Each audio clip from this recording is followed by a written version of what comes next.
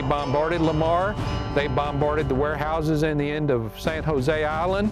That's Jerry Brundrett talking about the town of Lamar during the Civil War. Cotton was shipped out of here by blockade runners who would slip past Union ships. That apparently happened one too many times. Federal troops ended up sacking the city and burning the cotton along with the warehouses.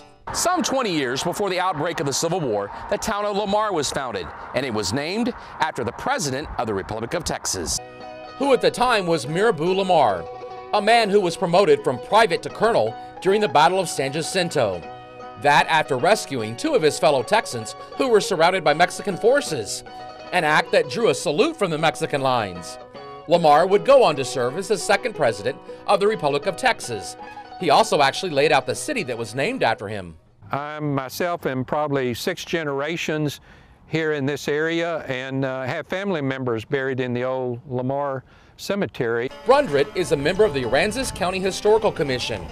He took us on a tour of Lamar and the cemetery where many of his own relatives are buried.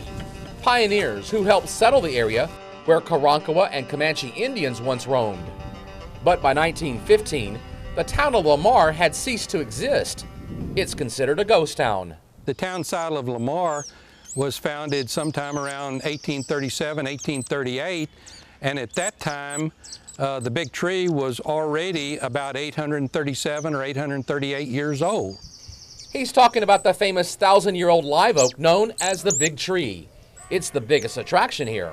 It's now part of Goose Island State Park. It survived Hurricane Harvey, but the park is closed as the cleanup from that storm continues. Now, there's another piece of Lamar's history that has survived. It's the Stella Maris Chapel, which has been around since 1854. Do you still consider this place a ghost town? No, I don't. Not at all. There's a lot of activity going on here.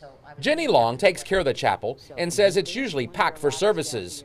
There's even an overflow crowd who watches the Mass on TV. This is a wonderful, thriving community, mostly senior citizens, but there are some families here.